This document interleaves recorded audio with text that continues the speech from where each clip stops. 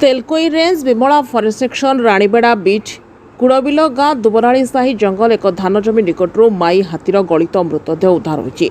तदंत पर मृत्युर कारण जमापड़ी। धान फसल को सुरक्षा देवाई गोकुल जुआंग गणेश्वर जुआंग इंद्र जुआंग निज घर विद्युत तार धान जमी को लंबाई एवं खाद्य अनुष्ठान आसी से विद्युत फांसरे पड़ माई हाथीर मृत्यु घटिता एवं घटना घटाई तीन जन मानिबा पर घटनास्थल में सीन रिक्रिएशन कराइथिला वन विभाग एवं तीन जन को गिरफ्त गोटे कथा एथिरु स्पष्ट होउछि 20 दिन ऊर्ध्व हेब हाथीटी मरी पड़थिले मध्य वन विभाग निकटरे खबर नथिला जहां वन विभागर पारिबा पणिया को पदारे पकाइछि। वन विभाग हाथी को निरीक्षण करिबारे विफल होइछि। जी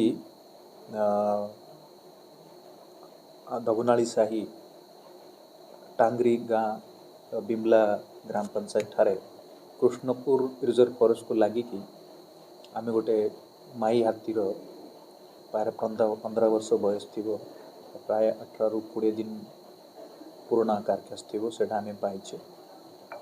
तो आमर जो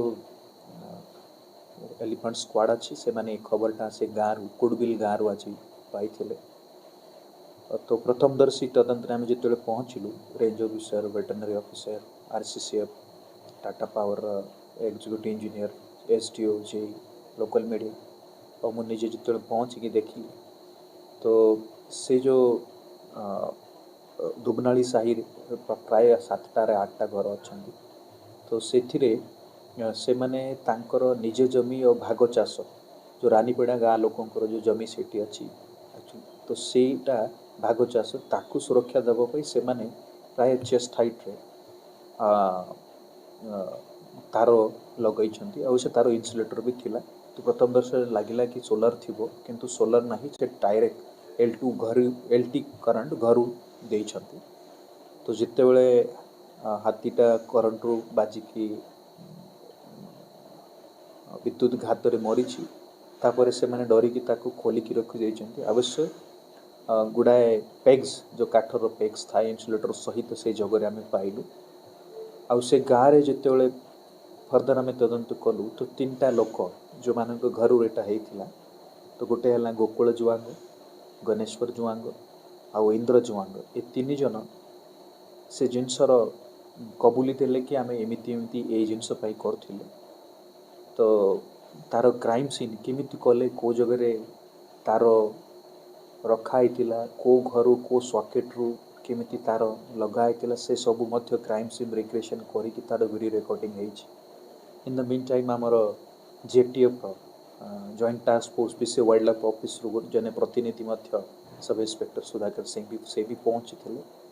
तो एमिति तापरे हाथीर आम पोस्टमार्टम कलु आमर वेटरनरी टीम से जो सैंपल्स गुड़ाक ना कथा माई हाथीर ता सॉकेट जो टसेस गुड़ाक थिला ताको मध्य आम रिकवर करिछु। तो तार कारण माने एटा आम कहि पारि को इलेक्ट्रिक्यूशन जोग्य हाथी मरी और जो लोक माने करिसंती सेवान को मध्य आम डिटेन करिछु और से माने माने विलफुली तांको तरफरु से माने भूल हेइछि और एमिति मिति हेइछि सेटा मध्य से माने कहिसंती। तो जेहेतु वर्तमान धान पाचिवा आरंभ है तो या अंचल रे और जिला सारा प्राय जेहेतु आज 200 खंड हाथी अच्छा तो एमिति संभावना सब लगी रोचे। तो आपण जरिया मु सबू लोक मान को कहया चाहे कि निश्चिंत क्षय क्षति हेले आपण केते कष्ट रू बैंक रू ऋण सुध आनिक एटा करछंती किंतु आमे सबू चेष्टा करिबा चेष्टा कला सत्य जदि भी हाथी बिल को आसुची तार क्षय क्षति राज्य सरकार बहुत मात्रा रे बढ़ाई समय सीमा भितर आपण समस्त को दिया हबो। इमिति दुस्साहस किए करंतु नहीं ता द्वारा जंतु तो हाथी तो निश्चित मरछंती किंतु ता द्वारा से टांगरी गाँव में देखिलु 3 वर्ष तले माँ मान 3टा लोक और छड़ी एमितिया दुस्साहस जोगु से मान भी मरुछंती। तो निजे पाई भी मध्य सेटा विपद तो आपन सेटा दया करी करंतु। तो या पर से अंचल जिते भी सेंसिटिव विलेज छोट छोट अच्छा से गाँ गाँ पहुँचिकी आम अवेयरनेस करूँ आउ जो भी एमती दुस्साहस करूँ आईनगत वाइल्ड लाइफ प्रोटेक्शन एक्ट अनुसार जो भी कार्यानुष्ठान अच्छी दृढ़ कार्यानुष्ठान आम नबू किंतु सेफ दिगरे आम जीवा कहीं आम ताकू प्रिवेंट कर चेष्टा करिबा। धन्यवाद। तेलकोईरू धीरेन कुमार परिड़ा रिपोर्ट जागृति लाइव मीडिया।